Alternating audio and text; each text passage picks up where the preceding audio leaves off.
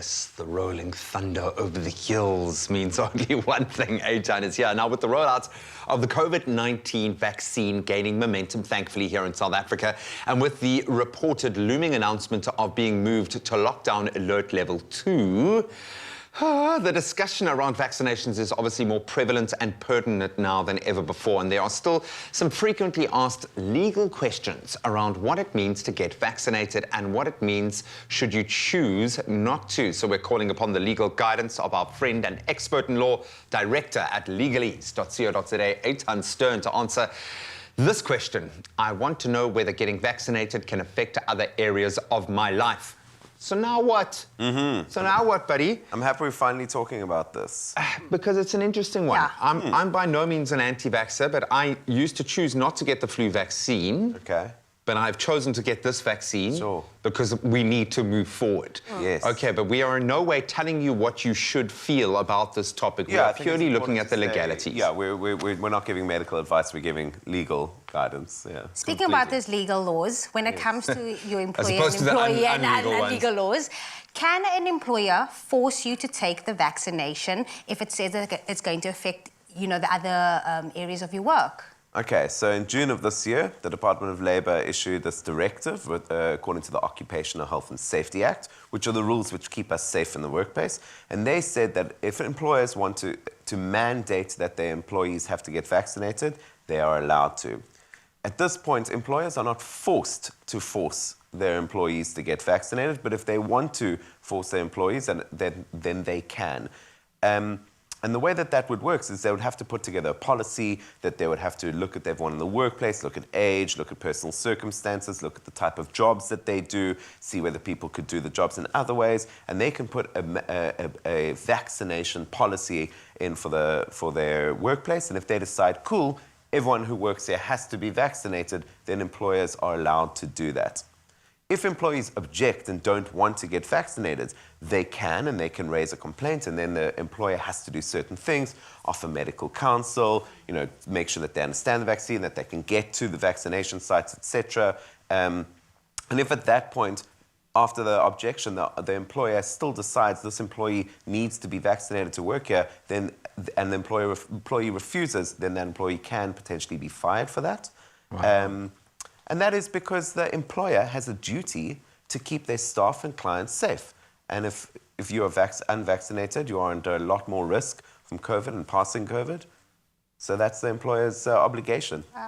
If you feel, because I know it's kind of, as everything has been with COVID-19, we're kind of doing everything at the same time. And I think that's part of the problem with the mistrust in the vaccine, is the fact that we're moving through these things so quickly. But if you feel at this moment that you're being discriminated against, so to speak, by your employer because you have not been vaccinated, do you have recourse, and what do you do? Okay.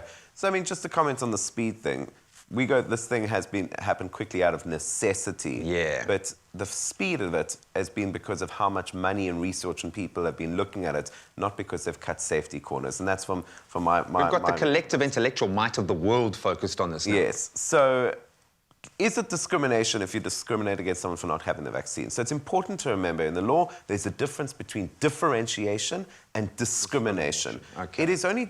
we differentiate all the time. You two are different people. We discriminate where you differentiate based on arbitrary or unfair factors. If you had to potentially get fired because you're a woman, that would be discrimination. There's no rationale to it. But if you are rationalizing that, listen, you can't work in this workplace or can't come to work because you're not vaccinated, there is rationale, there's reason. Science is against you to say that this vaccine, everyone should get it. Governments, world agencies are all in favor of it. It is safe and has no evidence of being unsafe statistically. The areas where their unsafety are explained, and that is the nature of vaccines.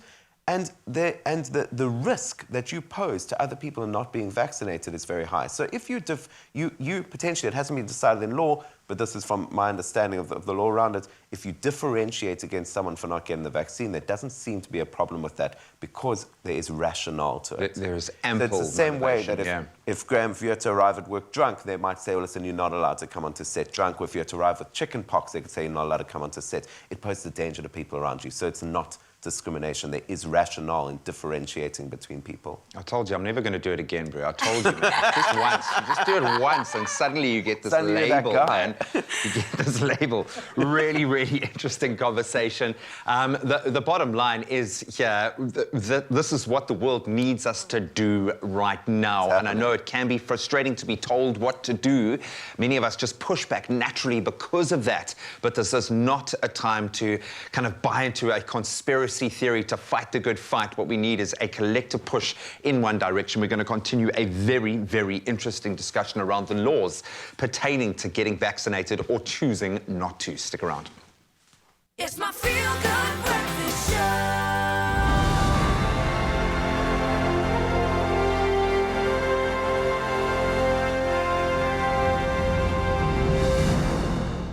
Welcome back, everybody. This is your Feel Good Breakfast show on S3. Yes, we are continuing that discussion with our friend, a lawyer and director at legalese.co.za, Eitan Stern, as he breaks down some frequently asked questions around getting the COVID-19 vaccine in South Africa. I remember, like not so long ago, I was kind of on the fence of whether I was going to get the vaccine or not. Obviously, I got the first jab already because I said, you know, until it's required for me to get the vaccine to travel, that's the only time I'm going to get it.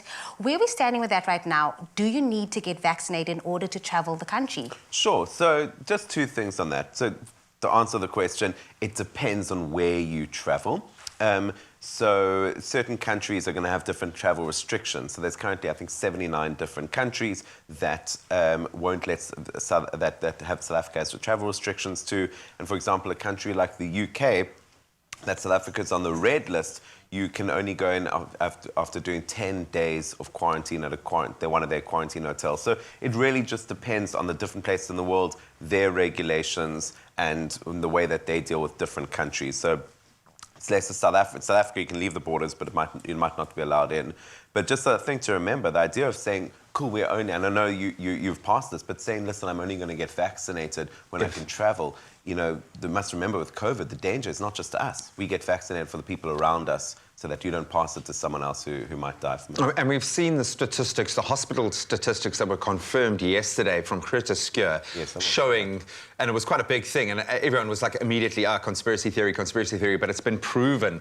Yeah. Those that are in hospital in critical care have not been vaccinated to a vast, vast majority. Yeah. So it really does come to bear. I went for my second jab yesterday. I'm feeling a little bit iffy this morning. Can I take a day's leave? Can you take time off? Get this guy out of here. Get him out of here. Smell his breath and get him out of here. Can you actually take leave to get vaccinated and for that recovery period? So employers are obliged to give you a time off or sick day to go and get vaccinated, and if you get sick afterwards, that you can take a sick day from it. So certainly you can't be fired for getting vaccinated, you can't be discriminated against for being vaccinated. The law is in your favor if you get vaccinated. Great. Can I sue the place if I have side effects of the vaccination? Great question. So the way that, generally in law, if someone does something wrong and it harms you, you can sue them. But the way that it works with vaccinations is that the vaccinations are sold to South Africa and to individual countries. And the pharmaceutical companies make the countries sign a waiver or an indemnity to say if there's any issues or people get sick, they can't sue the pharmaceutical companies. But there are processes that are set up. So each country, as South Africa is in the process of doing it, sets up a fund, like an indemnity fund, that if people get sick or have claims, that they can claim against the fund, and so this avoids litigation going back and forth to big to big pharmaceutical Otherwise, companies. Vaccines would never come to Otherwise, Africa. It's just going to be absolute chaos, and the whole thing's going to be shrouded in litigation. So the fund is set up, and if anyone does have a legitimate claim, they should be able to claim against the fund in South Africa, and other countries will have similar processes. can you hook up a vaccine on the black market? Okay. Wow, HR. I'm sorry, but that's what it says here. No. Obviously, we have an abundance of sites and now an abundance of vaccines to get. Thankfully, that's one area where they've really gotten it right. We have access to vaccines. Even walk-ins can go. I think Raul did it and he was there for like under 2 hours as a walk-in. Great. Are there other ways we can get vaccines? Okay, so the way that it's running globally is that the vaccines are being sold to countries, and it's the countries that are administering them. So in South Africa, it's the Department of Health, and it's using private parties to administer the vaccines. It's been unbelievably successful. Yeah. You do not need an appointment anymore. If you're in the age bracket that can go, you can walk in and get your vaccination. 2 hours is a fantastic amount of time. I was there for 50 minutes when I got my second one. Wow. You know, and so the only way to get the vaccine is to go to one of these sites. If you go to the Department of Health's website, or Discam or Click's website, you can find these vaccination sites everywhere. Their lists are online, and that's the only place to get them. I wouldn't go and buy a vaccine on a black market. You won't be made to pay for it. It's all paid for by the government. So that's the way that you get the vaccine. And you got your jab, right? I'm double jab, baby. Yay, Double look at jab, you. timing. And incidentally, on the side effect things, I mean, my arm is a little bit tender. I had a little bit of a fuzzy head with the first one. I haven't had that with the second round. I mean, we're always a bit tired if you've got young kids, so I don't know where the kids it's a lot less difficult than having a 1.5-year-old. That's all I'm saying. No, the bottom line is that the only way we collectively are going to move forward is if we get vaccinated. Totally. So just to do it, and I think Eitan hit the nail on the head. It's not for you, it's for everyone else around you. So think about that.